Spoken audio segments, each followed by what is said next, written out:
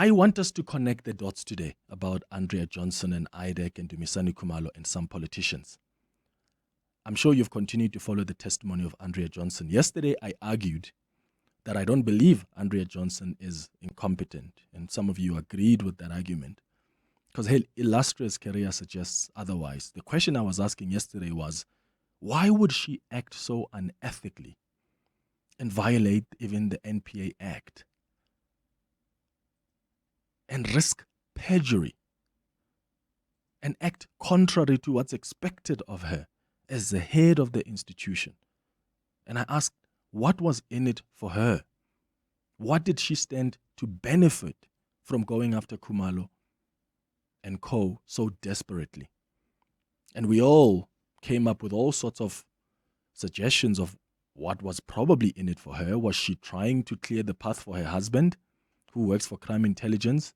Because if General Khumalo is out of office, thank goodness to the charges that IDAC placed against General Khumalo. Then if General Khumalo eventually is out of office, then maybe General Khan, Firoz Khan, is appointed the head of intelligence. And then maybe her husband is appointed deputy, or vice versa. Who knows? We don't know. But it's unexplainable that she went to the lengths that she went to. There was something in it for her.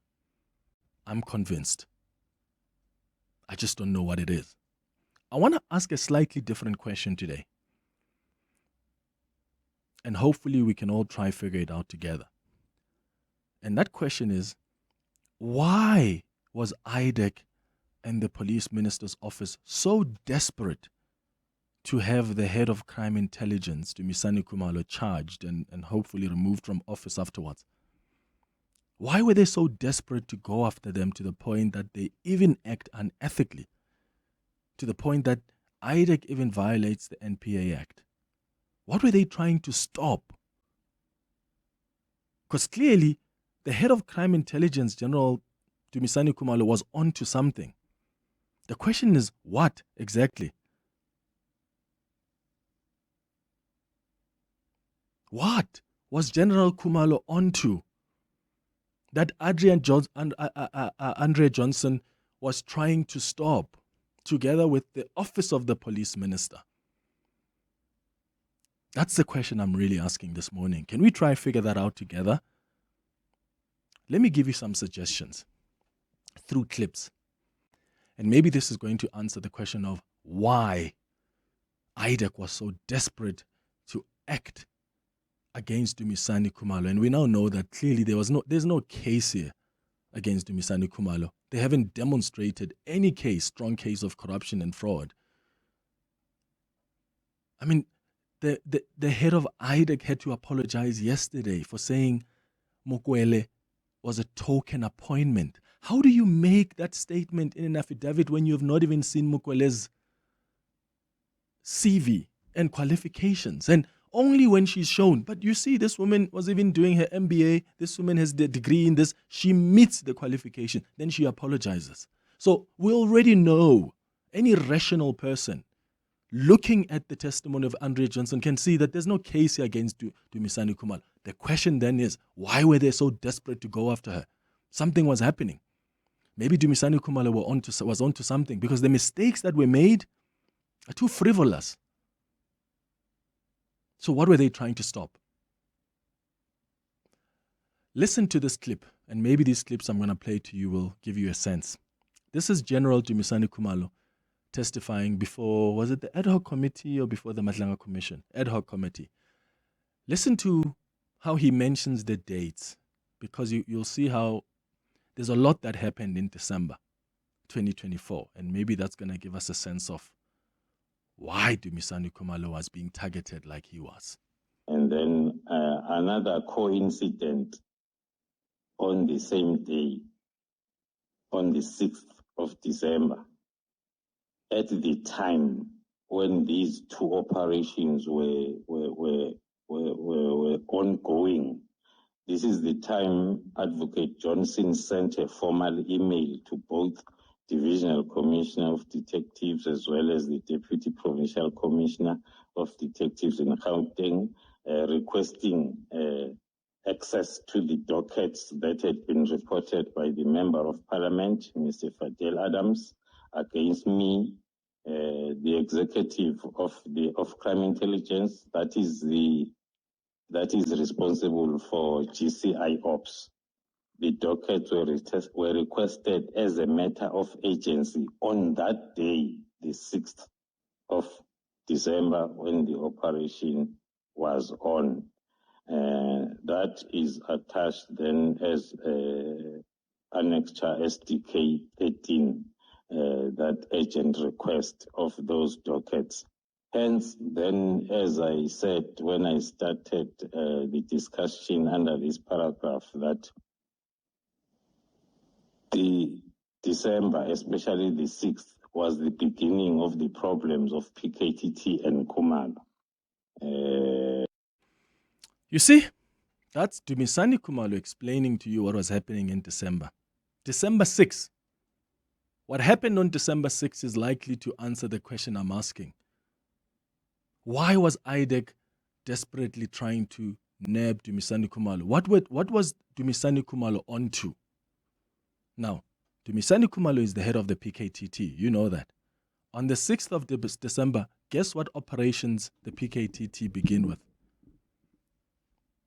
The Katiso, Molefe, and Ket Matlala operations. There was a raid at Matlala's house on the 6th of December. What does that tell you? On the 6th of December, the PKTT is moving on to Katiso Molefe. They're moving on Ket Matlala. And what happens on the 6th of December as well, while that operation happens? Andrea Johnson simultaneously is seeking the Fadel Adams dockets. And then in January 2025, Andrea Johnson somehow authorizes the formal IDAC probe into Khumalo. So it took them, a couple of weeks to do a preliminary investigation, which explains why the mistakes are, their prosecution is littered with so many ridiculous mistakes. On the 31st of December 2024, Mkhunu issues the directive to disband the PKTT. And that, my friend, that's it for me. Remember my question. What were they trying to stop? Because if you're as desperate as IDAC was to go after Dumisani Khumalo, you've got to look at what was Dumisani Khumalo doing. Dumisani Khumalo was busy trying to arrest Katiso Molefe and trying to arrest Ket Matlala. That's what Dumisani Khumalo was doing as the head of the PKTT. And then what does IDAC do? They start targeting him with frivolous charges. What does the police minister do? The police minister starts the process to disband the PKTT. This comes from the genesis of Katiso Molefe and Ket Matlala being arrested, or the PKTT moving on them. And my suggestion to you this morning is, and maybe this is a long stretch, but we're dealing here with a situation where IDAC may have played a role in trying to prevent the prosecution of these alleged criminals. In a way, I don't know, that's the dot I'm trying to connect here. I don't think it's a coincidence that on the 6th of August, when the PKTT is moving on Katiso Molefe and it's moving on Ket Matlala, and then simultaneously Andrea Johnson is trying to push to get the docket so that they can arrest Dumisani Khumalo. It's not a coincidence that on the 6th of December, when the PKTT is acting on Ket and Katiso, the police minister, during that month, starts the process to disband the PKTT. And if indeed this is what the police minister's office and IDAC were trying to do to protect these criminals, then these criminals are much powerful than you and I think. And maybe that's the scariest thing here. If the alleged criminals could have the support of the office of the police minister, if the alleged criminals can have the support of the office of IDAC, then let's close this country. We might as well close this country. How are you connecting the dots? Let me know on 011-883-0702. By the way, News 24 has an opinion piece by Peter du Toit, where Peter du Toit argues that, in fact, let me read you the headline of this opinion piece. It's quite unbelievable. The opinion piece by Peter du Toit in News 24 says, the headline is, "The Crucifixion of Andrea Johnson." What is News 24 doing? This is a third opinion piece that's taking a defense of Andrea Johnson. Any rational person who has looked at Andrea Johnson's testimony, come on, can tell what's going on here. How is it that News 24 doesn't see that? And what game are they playing at? I mean, in this opinion piece, Peter du Toit says the commissioners were approaching or seemed to be approaching Andrea Johnson as if Andrea Johnson was Ket Madlanga. Are you kidding me?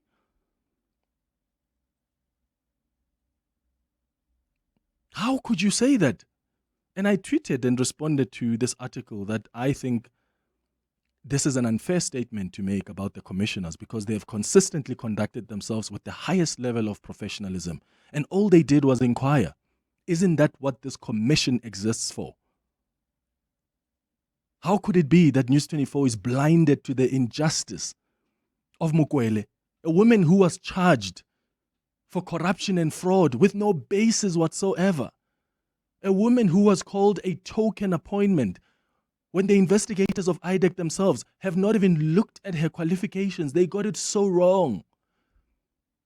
Are you telling me that News 24 is not seeing that? And if they are seeing it, then the question is, why would they go the extra mile then to try and defend the indefensible?